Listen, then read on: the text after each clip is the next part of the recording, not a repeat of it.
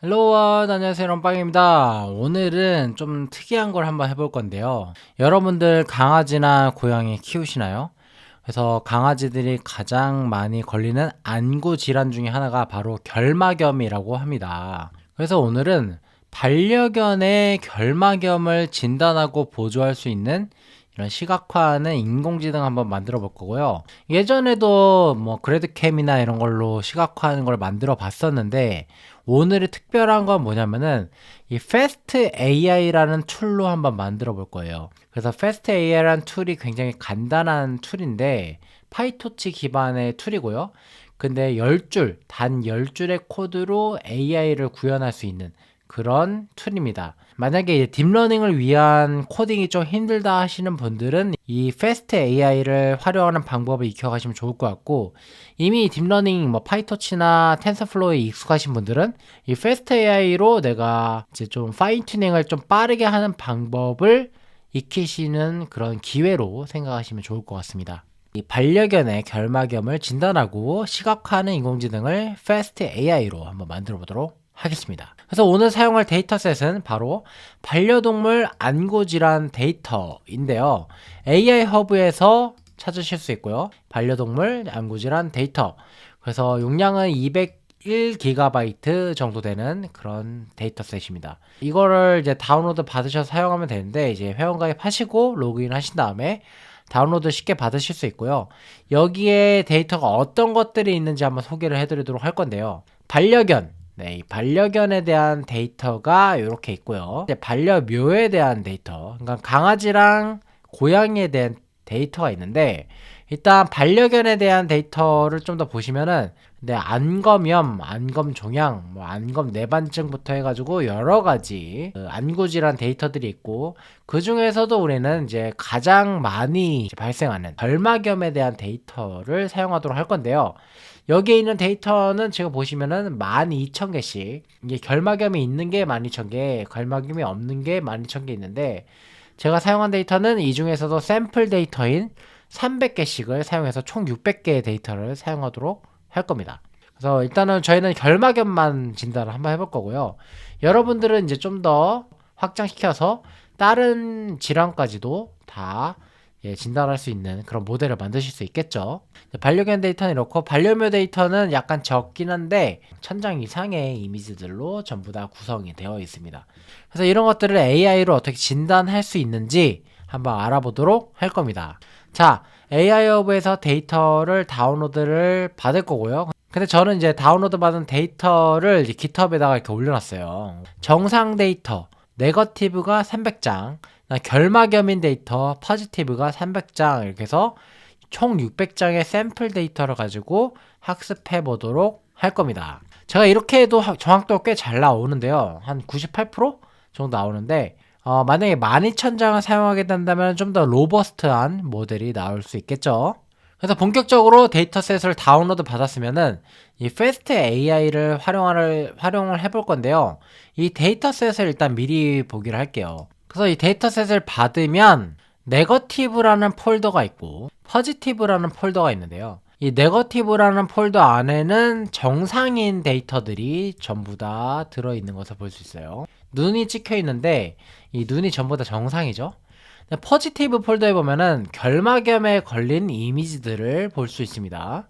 이 패스트 AI를 사용할 때 핵심은 뭐냐면은 이런 식으로 클래스별로 내가 나누고 싶은 그 분류 카테고리별로 폴더를 만들어서 이 폴더의 이름을 이렇게 영어로 지정을 하고 폴더 안에다가 각각의 이미지들을 넣는 게 핵심입니다. 지금은 이제 두 가지만 구분해서 두 개 폴더만 있는데, 세 개를 구분해도 마찬가지고, 네 개를 구분해도 마찬가지고, 100개를 구분해도 마찬가지입니다. 만약 포켓몬 1세대 151종의 포켓몬을 구분한다고 하면은 여기 폴더를 각각 포켓몬 이름으로 151개를 만들어주는 거예요. 151개를 이렇게 다 만들어주고, 여기 폴더 안에다가 각각의 이미지를 넣어주는 게 중요합니다. 이렇게 해서 각각의 폴더별로 이미지를 만들어주면은 그 다음부터는 별로 신경 쓸 게 없어요. 이렇게 해가지고 만들어줬으면은 이제 데이터 로더를 만들 때 굉장히 쉽게 만들 수가 있습니다. 패스트 AI를 사용하면. 그래서 패스트 AI에서 비전, 우리는 이제 컴퓨터 비전 문제를 풀 거니까 비전에서 모든 것을 임포트를 다 해줍니다. 이 지금 폴더의 경로, 도그 인플레메이션 이라는 폴더의 경로를 지정해주고 여기서 데이터 블락을 만드는데요. 이 블락이라는 개념에 대해서 설명을 드리면은 일단 우리가 만드는 인공지능 딥러닝 모델이 이렇게 네모처럼 생겼다고 합시다. 그래서 입력으로 들어가는 게 있고 출력으로 들어가는 게 있는데 입력으로 들어가는 것은 이제 이런 사진 이미지들이죠. 이런 이미지들이 들어가게 될 거고 그다음 출력으로 나오는 것은 이 이미지를 우리 딥러닝 모델이 보고서 포지티브냐 아니면 네거티브냐 그러니까 결국 결막염이냐 아니면은 정상이냐로 구분을 하는 거죠. 그래서 결국은 이미지가 들어가서 어떤 카테고리가 나오게 됩니다. 그래서 이미지가 들어가서 카테고리가 나온다. 요 개념을 이해를 하셨죠? 이 블락, 데이터 블락에서 블락스에다가 이미지 블락이 들어가서 카테고리 블락이 나온다. 이렇게 정의를 해주시면 되는 겁니다. 근데 이제 이미지를 불러올 때 get items, 이미지를 불러올 때는 get image files라는 함수를 써서 이미지를 불러올 거고요. 이 get image files라는 함수 안에는 이제 파이썬의 필로우라는 그 파이썬 이미지 라이브러리를 사용해서 이미지를 불러올 거고 get y 그러니까는 라벨을 불러올 때 포지티브냐 네거티브를 불러올 때는 이 폴더의 이름을 보고서 페어런트 라벨 이름을 보고서 불러오게 됩니다. 이게 페어런트 라벨이라고 불리는 이유는 이 지금 이미지 파일의 상위 경로 그러니까 폴더의 경로를 보고서 이제 불러오기 때문이에요. 그래서 아까 말씀드린 대로 폴더 구조를 이런 식으로 하게 되면은 이 코드를 그대로 사용하실 수 있다는 장점이 있죠. 그런 다음에 이제 블락에 데이터 로더 한 다음에 이 패스를 이렇게 넣어주게 되면은 이 데이터 로더가 완성이 되고요. 이 데이터 로더를 미리 보기 할 수 있는데 이렇게 show batch라는 메서드를 사용해서 아래처럼 미리 보기를 할 수 있습니다. 그래서 지금 포지티브 같은 경우는 결막염에 걸린 건데요. 네거티브는 정상 이미지죠. 정상 이미지가 이렇게 나오게 됩니다. 이제 학습을 시킬 건데요. 우리는 이제 ResNet 18 모델을 사용하게 될 거고 이제 비전 러너라는 함수를 사용하게 되면 이런 이제 학습 툴을 사용하게 되면 굉장히 쉽게 파인 튜닝을 할 수 있는데요. 이 파인 튜닝이라는 개념, 이 ResNet 18이라는 모델이 이미 굉장히 잘 학습된 굉장히 똑똑한 모델이에요. 그래서 이미지를 1000개를 분류할 수 있는 굉장히 똑똑한 모델.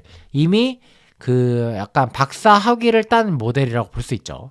그래서 박사 학위를 딴 학생이 이번에는 우리가 좀 더 쉬운 문제인 결막염을 진단하는 이제 포지티브냐 네거티브냐를 분류하는 그런 문제를 풀게 되는 거예요.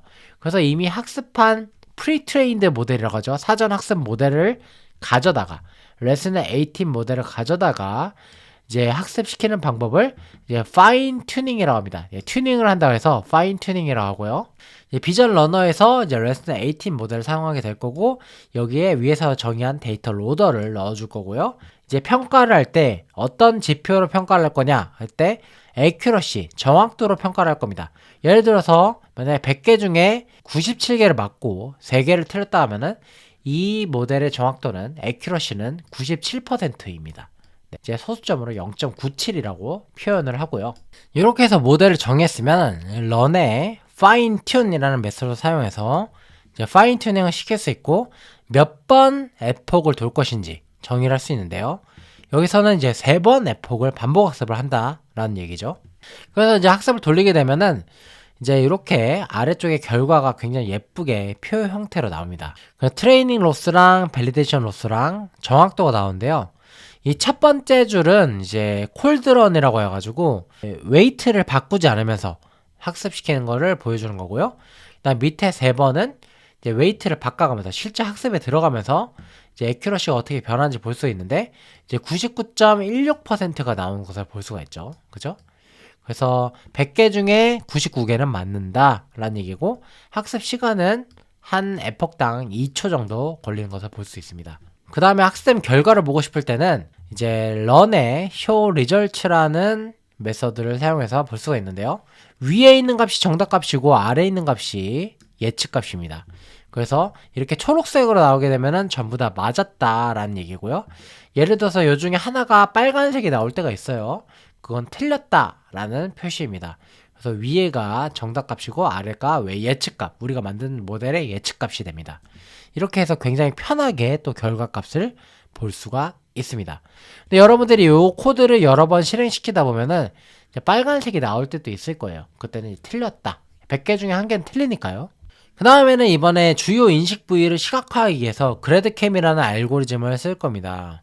이 그래드캠이라는 알고리즘을 쓰기 위해서 우리가 임의의 이미지를 이렇게 그 패스, 경로를 지정해서 네거티브 패스, 네그 패스에는 정상 이미지를 넣고요. 그다음 포지티브 패스에는 결막염인 이미지를 넣어서 이렇게 해서 로더에 테스트 DL, 테스트 데이터 로더거든요.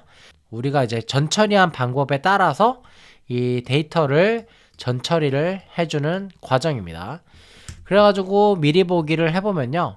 이런 식으로 정상인 이미지, 왼쪽에 정상인 이미지랑 오른쪽에 결막염인 이미지를 볼 수가 있는데요. 이거를 이제 그래드캠으로 시각화하기 위해서는 패스트 AI에서는 약간 까다로운 과정을 거쳐야 되는데 사실 파이토치나 텐서플로우에 비하면 까다로운 과정은 아니죠. 훅이라고 해가지고 중간에 낚아채는 과정을 거쳐야 됩니다. 훅, 낚아채다 라는 뜻이죠. 포워드 훅이랑 그 다음에 백워드 훅을 이렇게 만들어주면 되고요. 포워드 훅은 그냥 훅이라는 클래스로 정의를 했고 그 다음 백워드 훅, 뒤로 가는 훅은 forward BWD라는 걸로 클래스로 정의를 했습니다. 그래서 이제 그래드캠을 구하는 과정은 getGradCam이라는 함수를 만들었는데요. 여기서 x는 input 이미지를 넣게 되고요. 로케이션은 어느 레이어에서 그래드캠을 뽑아낼 것인지를 정의할 수 있는데 일단은 기본값은 가장 마지막, -1이 가장 마지막이라는 뜻인데 가장 마지막 레이어에서 그래드캠을 뽑아낼 겁니다. 그러니까 로짓을 가장 마지막 레이어에서 뽑아내는 거죠. 근데 이거 같은 경우는 자세한 내용은 그래드캠 논문을 참고하시면 좋을 것 같고요. 지금 보시면 백워드훅이랑 포워드훅에서 로짓을 받아다가 이렇게 그래드캠을 뽑아내는 것을 볼 수 있습니다. 히트맵을 뽑아내죠. 그래서 뽑아내고 나면은 히트맵이란 변수에 히트맵이 저장되게 되는데 히트맵은 이런 식으로 보이게 됩니다. 네. 지금은 이제 마지막에서 두 번째 레이어에서 히트맵을 뽑아낸 건데요. 요거를 이제 좀 작은 이미지인데 요거를 원본 이미지에다가 입히기 위해서 좀 더 크게 만들어 가지고 리사이즈를 해서 입혀보도록 하는 코드가 아래쪽에 나와 있습니다. 이 이미지를 보고서 이제 그래드캠을 만들었을 때 지금 빨간색 부분, 이 빨간색 부분을 좀 더 집중해서 봤다 라는 의미가 되겠습니다. 그래서 이 빨간색 부분을 집중해서 봐서 이것을 결막염, 포지티브라고 예측을 했다 라고 해서 진단 근거를 시각화할 수 있는 그런 알고리즘이 되겠고요. 또 여기 보면은 이번에는 가장 마지막 레이어에서 정상 이미지, 네거티브 X를 넣었을 때 그래드캠을 보면은 약간 정상인 이미지에서는 약간 전체적으로 보고 판단하는 경향이 있죠. 약간 정형화된 데이터가 나오게 됩니다. 이런 이제 포지티브 이미지일 때는 좀 더 집중하는 경향들이 있고 네거티브 이미지일 때는 약간 전체적으로 보는 그런 경향을 띠게 됩니다.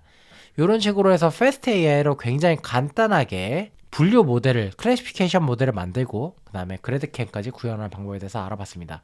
여러분들 지금 제가 AI 허브에 있는 이런 반려동물 안구 질환 데이터로 이제 해봤는데 AI 허브에 보시면은 AI 데이터 찾기 메뉴에 들어가 보시면 굉장히 많은 데이터들이 지금도 계속해서 업데이트가 되고 있어요. 지금 뉴라고 되어 있는 거 보시죠?